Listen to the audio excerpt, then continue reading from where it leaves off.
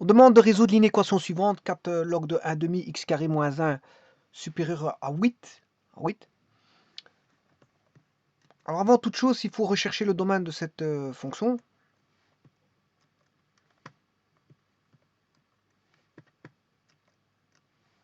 C'est une fonction, donc c'est une équation comprenant une fonction logarithme à l'intérieur en son sein. Et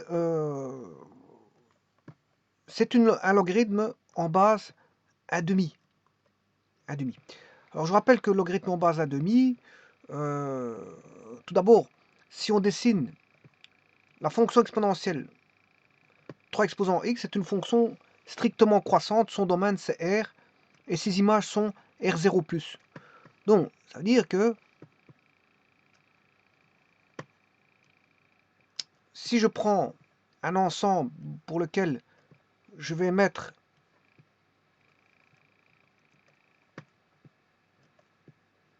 les x à l'intérieur et les y dans l'autre ensemble, la relation qui existe, c'est a exposant x. Alors, a peut-être de deux sortes, a plus grand que 1 ou a plus petit que 1. Alors, si a est plus grand que 1, si la base est plus grand que 1, ben, ça donne une exponentielle strictement croissante. Si la base est plus petite que 1, ben, ça donne une exponentielle strictement décroissante. Je vous rappelle qu'on a un point particulier qui est valable pour toutes les exponentielles de ce type-là, c'est le point 0,1. Pour toutes les exponentielles, elles passeront par là. Alors maintenant, il y a un deuxième point particulier, c'est le point 0, la base. La base, ici, c'est une base 3. Enfin, c'est 1 base 3.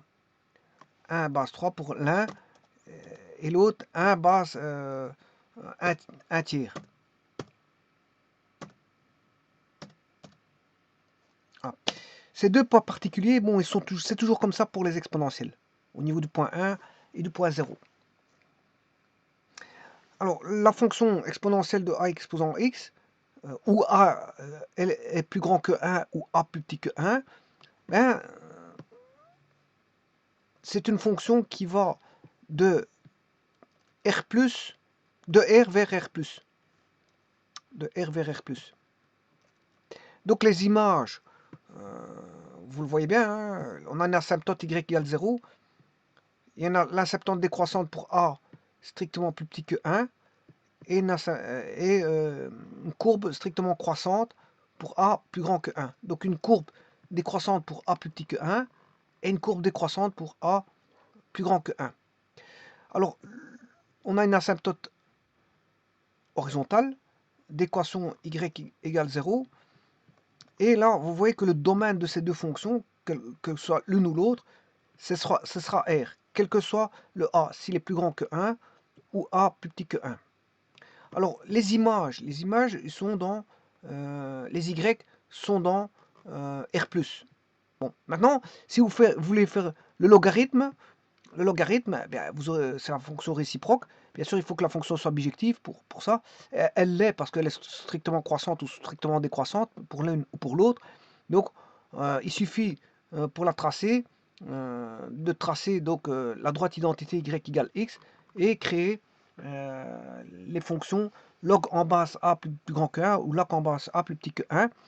Et vous aurez le domaine qui deviendra R plus vers R. On va aller de R plus vers R. Effectivement, quand on regarde bien les fonctions, je trace logarithme en base 2, ben, la voici.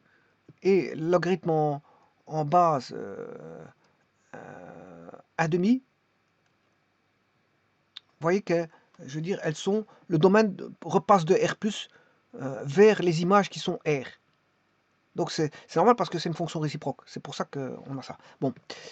Alors, ce qui veut dire que le R+, si je prends log de x, log de x, x est strictement positif. Je viens de le dire parce que ce qui se trouve à l'intérieur du logarithme, c'est R plus 0. Et comme x doit être strictement positif, voilà, on doit voir ceci. Bon, on doit voir la même chose ici pour log de 1 demi x carré moins 1. Le domaine de ceci, de x carré moins 1, il faut que x carré moins 1, indépendamment du 4, on s'en fout du 4, voilà, c'est le domaine de cette fonction-là qui nous importe, ou de celle-là, c'est le même. Il y en a une qui est 4 fois f. Donc si on connaît le domaine de f, Mais si on fait 4 fois f, ben, le domaine il reste le même. Voilà. X carré moins 1 doit être strictement positif, c'est-à-dire qu'on a ici affaire à un produit remarquable, x moins 1 fois x plus 1, qui doit être strictement positif. Voilà. Donc vous faites un tableau de signes. Les racines, c'est moins 1 et 1, 0, 0. Le a est positif à l'extérieur, il est positif, parce qu'on a un x carré, on a une parabole qui est comme ceci. Donc c'est du plus à l'extérieur. Voilà. Du plus à l'extérieur, comme ceci. Donc le domaine sera moins 1 moins l'infini, moins 1 qu'on ne prend pas bien sûr, union 1 plus l'infini. Bon, là, c'est la résolution pour rechercher le domaine. Donc la résolution, je n'en ai pas besoin. Pourquoi? Parce que quand on a trouvé le domaine, on n'a pas besoin de résolution. La résolution sert tout simplement à trouver le domaine. Bon, ben, comme il a été trouvé, j'ai pas besoin de la résolution, j'ai juste besoin de l'écriture du domaine. Donc c'est ce que je vais écrire. Je vais résumer l'écriture du domaine. Donc le domaine de cette fonction-là, le domaine, les solutions doivent être dans le domaine, parce que ne peut pas être en dehors du domaine. Donc le domaine de cette fonction f, je vais vous le dire, c'est une tendance vers moins l'infini, jusque moins 1 qu'on ne prend pas, qui est une borne, union 1 qui est aussi une borne, et en fait là, ça tend vers l'infini. Voilà. Et ça, c'est le domaine. Alors on va voir ça tout de suite. Je vais voir ça tout de suite. Vous allez voir que c'est vrai ce que je raconte. Pour ça, je vais tracer log en base 2. Ça, c'est le log en base 2 de x carré. Hein. Voilà. C'est le log en base 2 de x carré. Bon, bah, vous avez compris qu'ici, moi, je n'ai pas une base qui est... je n'ai pas une base qui est plus grande que 1, mais qui est plus petite que 1. Parce que ici, vous voyez que la base, elle est plus petite que 1. Donc, ici, le logarithme, c'est pas 2, mais 1 demi. Donc, c'est plutôt ça qu'on va voir. C'est ça qu'on va voir. Alors, pour les deux, on a une asymptote verticale. Un asymptote verticale, pour les deux. Alors, je vais traiter le log de 1 demi x carré pour l'asymptote. Alors,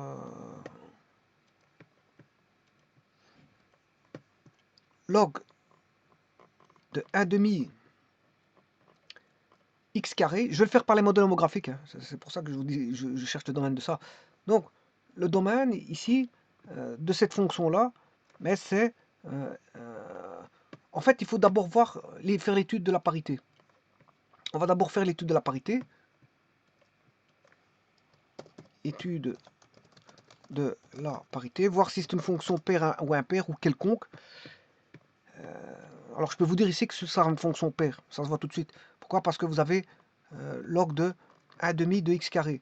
C'est-à-dire que si vous prenez, si je prends cette fonction-ci, je remplace par moins x,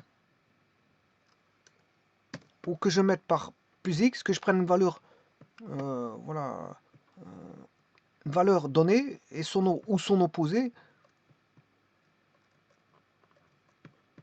quel que soit, que je mette au carré, mais on retombera toujours sur une égalité en y.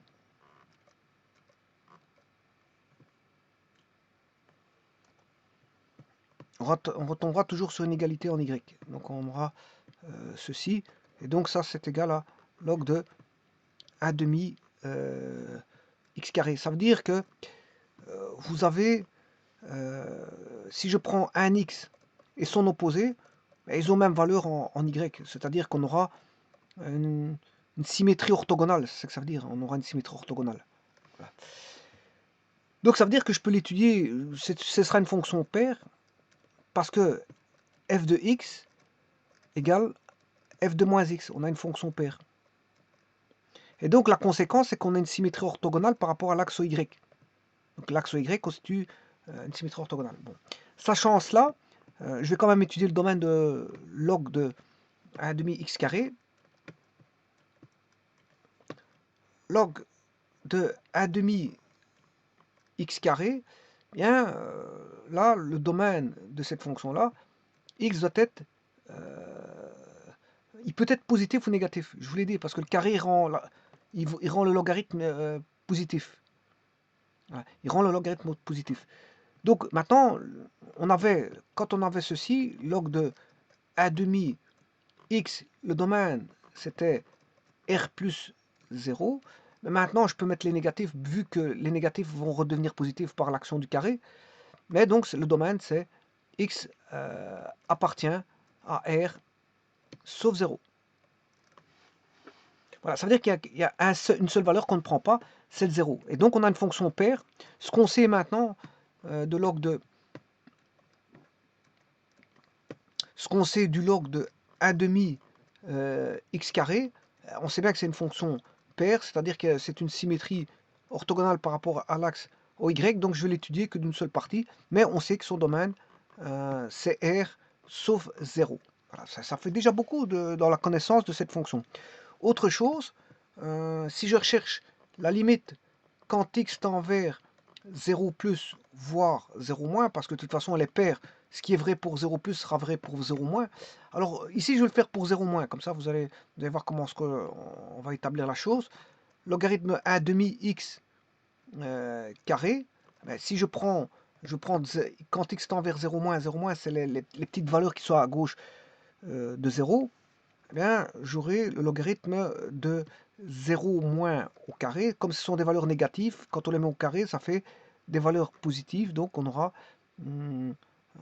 0 plus. Voilà.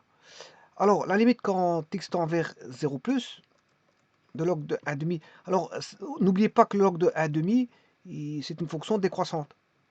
Et quand on tend vers 0 plus, mais ça tend vers plus l'infini. Plus l'infini. Donc, là, ça fera plus l'infini. Donc, ça veut dire quoi? Ça veut dire qu'en 0, là, il y a une asymptote verticale. Eh bien, on va voir tout ça. Donc, le log 2, log 2 ne m'intéresse pas parce que c'est un log de base 1,5. Hein, c'est celui-ci. Alors, log 2, voilà, l'asymptote, elle est là. C'est x égale 0. La voici. Il a une asymptote. Que GeoGebra ne trouve pas. Hein. Je peux taper la fonction. Il ne trouvera pas d'asymptote ici, mais bon, il y en a bien une en x égale 0. Je vais te faire l'étude maintenant.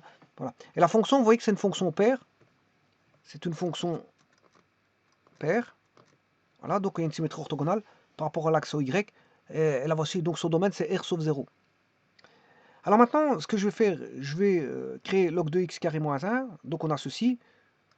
Et le domaine, bien sûr, il n'est plus le même. Puisque le domaine de x carré moins 1, je voulais le trouver tout à l'heure. C'était, voilà, c'est ça le domaine. Donc c'est R sauf entre moins 1 et 1. Entre moins 1 et 1, il n'y a rien. Donc on ne peut rien prendre entre moins 1 et 1. Donc si vous trouvez une solution entre moins 1 et 1, là, vous ne pouvez pas les prendre parce qu'entre moins 1 et 1, il n'y a rien qui existe. Il n'y a rien qui existe. Voilà, donc la nouvelle fonction, c'est celle-là. Alors maintenant, bien sûr, ce qu'on demande, c'est faire x4. Et regardez par rapport à 8 s'il est plus grand ou plus petit. Alors, qu'est-ce que je fais? Je fais x4. Voilà, j'ai fait x4. Donc les y sont multipliés par 4. Donc on a cette nouvelle fonction-là. Et je compare par rapport à y égale 8. Voilà, et alors je regarde tout ce qui est plus grand ou plus petit. Alors, je viens de vous dire que en y égale 1, x égale 1, je m'excuse, x égale 1, x égale 1 et x égale moins 1, bah, apparemment là on aurait des asymptotes. Hein. On aurait des asymptotes verticales. Bon, il faudrait les étudier, faire l'étude en x égale 1, x égale moins 1. Mais non, ça m'a l'air d'avoir des asymptotes là. Bon, mais ça veut dire que, bon, entre moins 1 et 1, la fonction n'existe pas. Je vous ai bien mis moins 1, 1 où ça se situait. Voilà, donc, entre moins 1 et 1, la fonction n'existe pas. Maintenant, ce qu'on va faire, c'est de trouver quand est-ce que la fonction est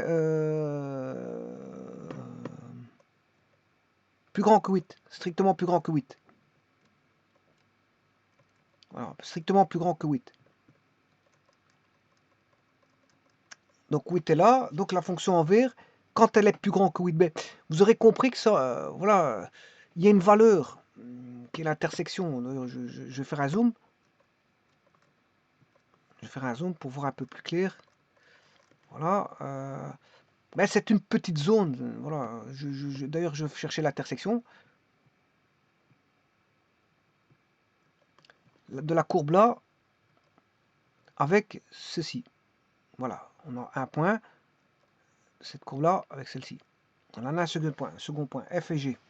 On a F et G. Et vous voyez que c'est moins 1, 12, 8 et 1, 12, 8. Donc voilà. Donc, à première vue, les solutions seront situées entre moins 1,12, moins 1, voilà, qu'on ne prendra pas. Le moins 1, 12, oui, il est là.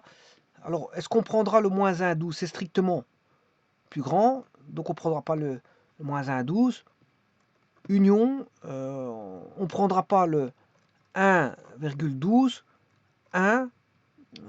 Et alors le 1, on ne prendra pas parce qu'il ne fait pas partie du domaine. Et donc ça, c'est les solutions. Les solutions seront ceci. Mais je l'ai trouvé au niveau graphique. Moi, il faut que je le fasse au niveau algébrique. Les solutions, c'est l'ensemble des solutions sont comprises dans un petit intervalle, deux petits intervalles. Ce petit intervalle de rien du tout et ce petit intervalle de rien du tout. Alors c'est normal ça. Pourquoi vous allez me dire c'est normal? Parce que c'est une fonction qui est paire. C'est une fonction paire. Donc si j'ai une partie de solution dans les négatifs, mais j'aurai une partie de solution dans les positifs. C'est tout à fait normal. Je m'excuse. Donc c'est tout à fait normal que, de par la parité de la fonction, on trouve une partie des solutions qui soit symétrique. Voilà, on va dire ça comme ça. Donc, d'où la nécessité de parfois étudier la parité. Ça permet de voir beaucoup de choses, hein, la parité.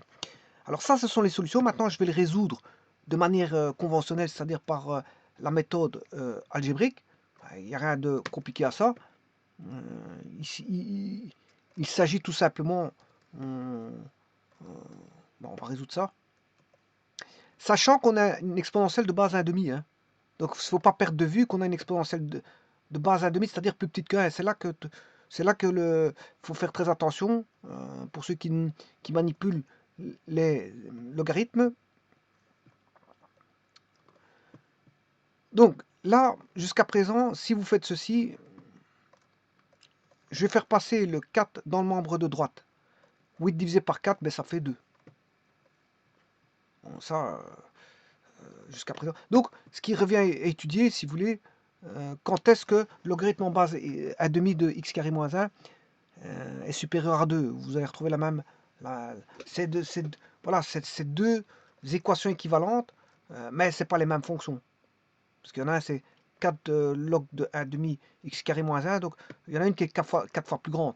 Donc si vous voulez évaluer par rapport à 8, il faut diviser par 4 pour avoir une fonction équivalente, et donc le comparer non plus par rapport à 8, mais par rapport à 2. Donc on a deux équations équivalentes, c'est-à-dire avec les mêmes solutions. Les mêmes solutions, donc on a ce qu'on appelle voilà, une relation d'équivalence, parce que bon, on a deux équations équivalentes, on a une relation équivalente par rapport aux solutions. Attention, c'est équivalent par rapport aux solutions, parce que c'est pas les mêmes fonctions. Il y en a une qui est 4 fois plus grande, hein, c'est pas les mêmes. Hein. Voilà, être 4 fois plus grand qu'une autre fonction, c'est pas les mêmes fonctions. Mais au niveau des solutions, c'est la même chose. C'est équivalent. C'est équivalent. Donc il y a une relation d'équivalence. Alors ceci étant dit, bon, ben, on va résoudre ça. Donc pour résoudre ça, bon, on a un logarithme exposant 1,5. Je vais réduire pour voir les choses de plus près.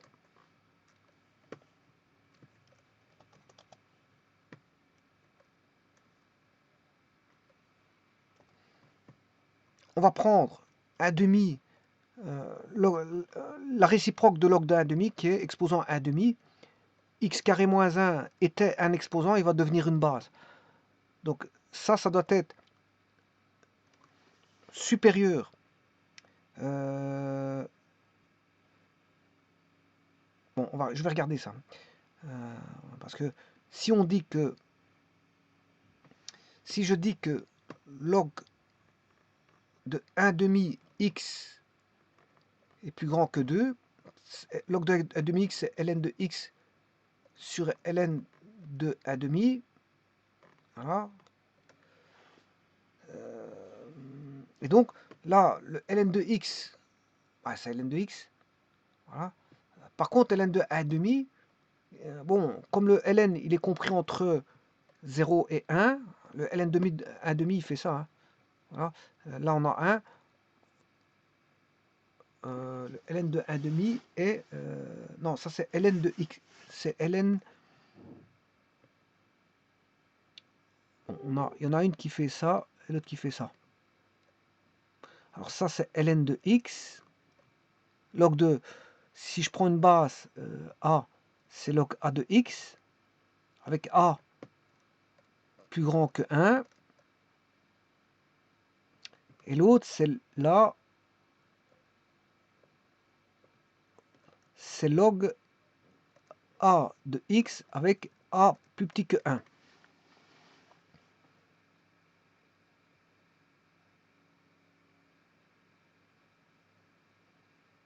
Donc par exemple, je vais prendre un exemple. Hein, log de 1 demi x. Vous voyez qu'entre 0 et 1, c'est positif. Entre 0 et 1, c'est positif.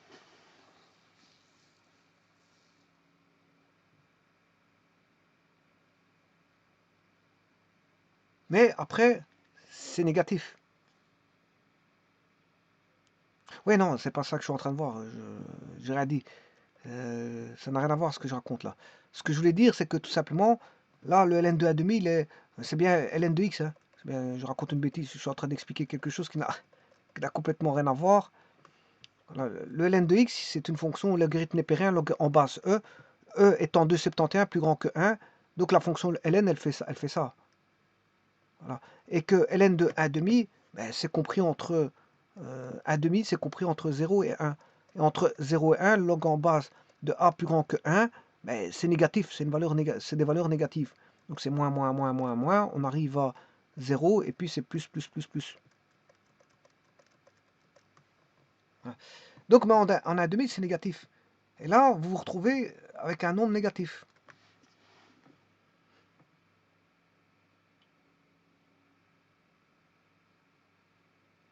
Alors, vous vous retrouvez avec un nombre négatif.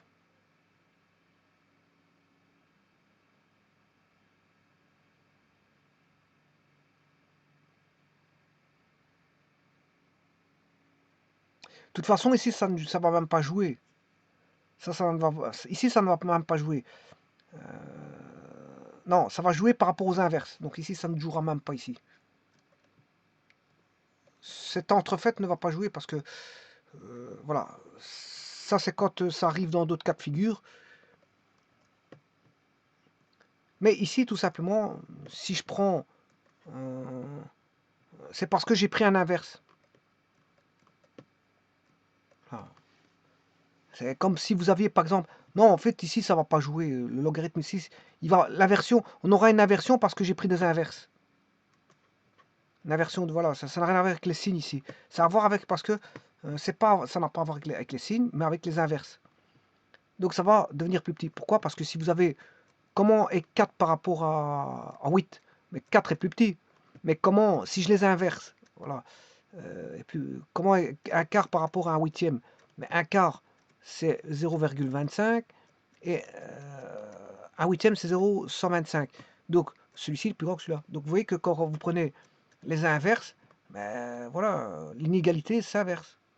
Donc ce qui veut dire qu'ici, qu'est-ce qui va se passer? L'inégalité, le fait d'avoir pris un demi exposant au carré, mais un demi au carré, ben, de 2 on est passé à un quart. Hein. Voilà, on a un quart. On a tout inversé parce qu'on a multiplié par, enfin on a pris une base un demi, Donc tout s'inverse. Et si tout s'inverse, ben, qu'est-ce qui se passe? Ben, le signe de l'inégalité, il s'inverse aussi. Voilà. Alors, on a plusieurs cas d'inversion. Par exemple, si vous avez des opposés, mais ce n'est pas le cas ici. Je voulais expliquer avec des opposés, mais bon, on n'a pas des opposés ici. Par exemple, 5 est plus grand que 4. Si je prends les opposés, comment est moins 5 par rapport à moins 4? Mais moins 5 est plus petit. Voilà. Ça, c'est par rapport aux opposés, mais par rapport aux inverses, 5 est plus grand que 4. Mais si je prends un cinquième qui vaut 0,2, un cinquième qui vaut 0,2, par rapport à 0,25, ben, 0,2, 0,25, 0,2,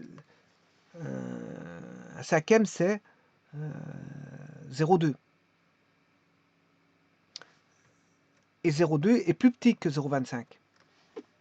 Voilà, donc, qu'est-ce qui peut changer le signe de l'inégalité? Ben, ce sont les inversions et aussi les opposés. Donc, c'est pour ça que je vous dis les inverses et les opposés. Donc, les inverses et les opposés, c'est ce qu'on appelle des symétriques. Quand on manipule un symétrique dans les relations d'ordre plus grand, plus petit, ça change l'ordre. L'ordre est changé.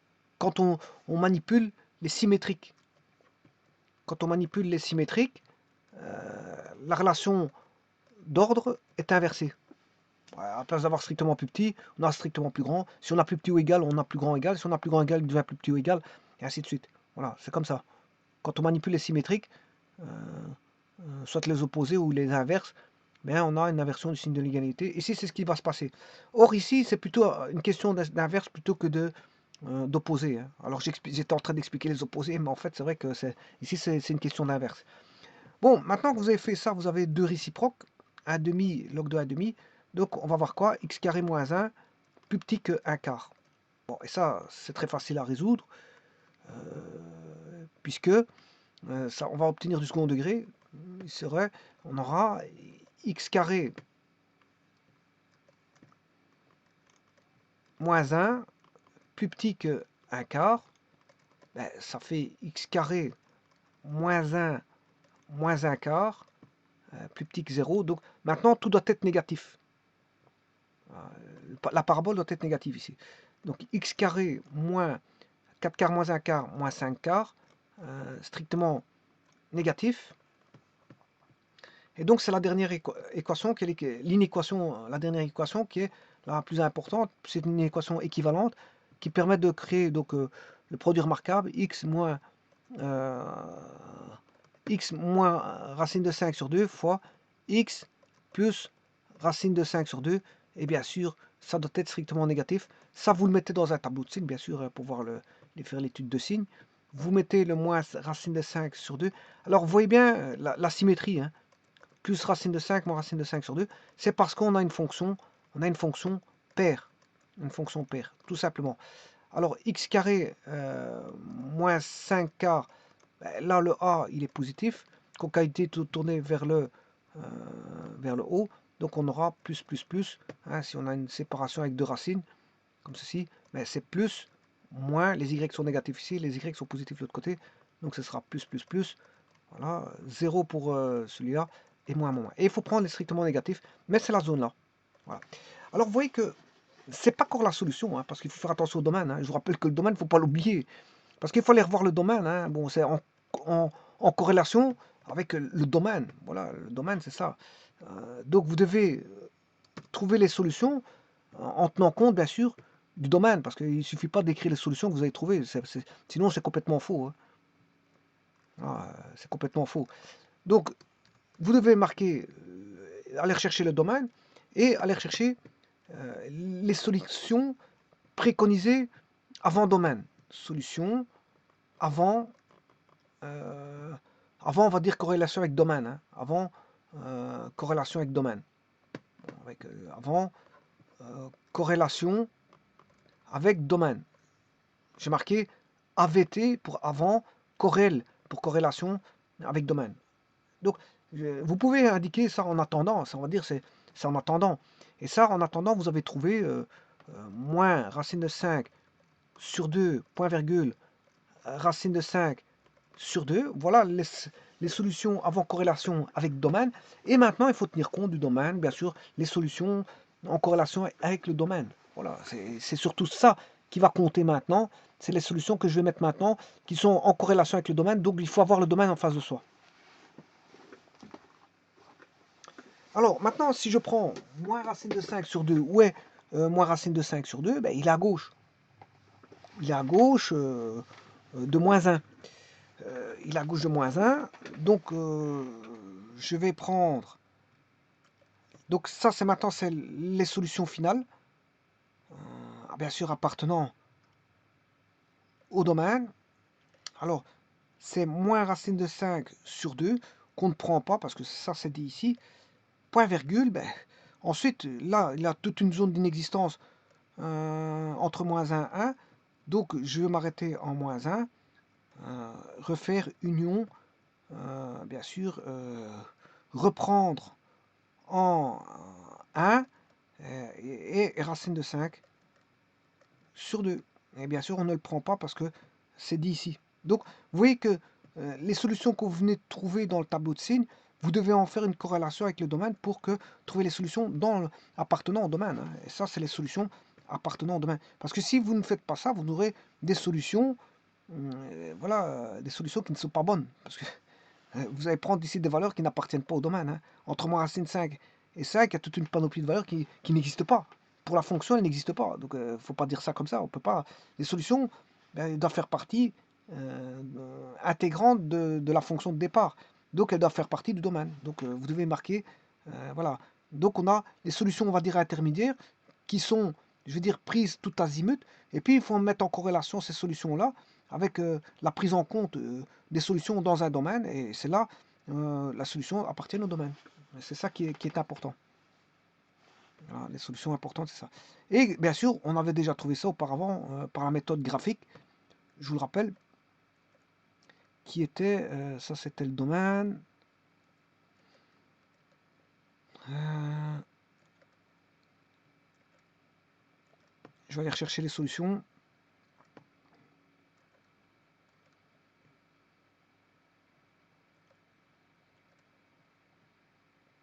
Voilà, c'était ça. C'était ça ici. C'était ça. Solution, moins 1, 12. Alors, racine de 5 sur 2, moins racine de 5 sur 2, c'est moins 1, 12. Hein. C'est moins 1 à 12. Et racine de 5 sur 2, c'est 1 à 12. D'ailleurs, je vais vous montrer tout de suite.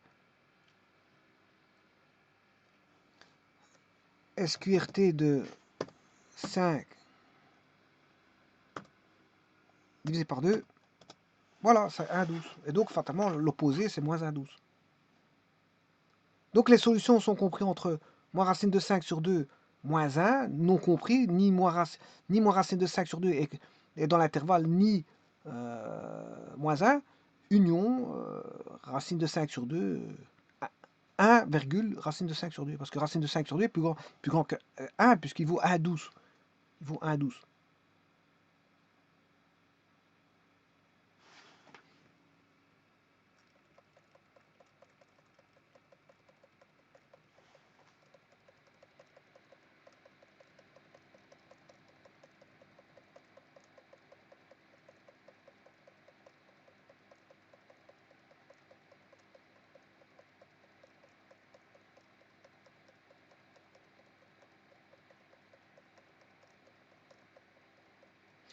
Je vous remercie.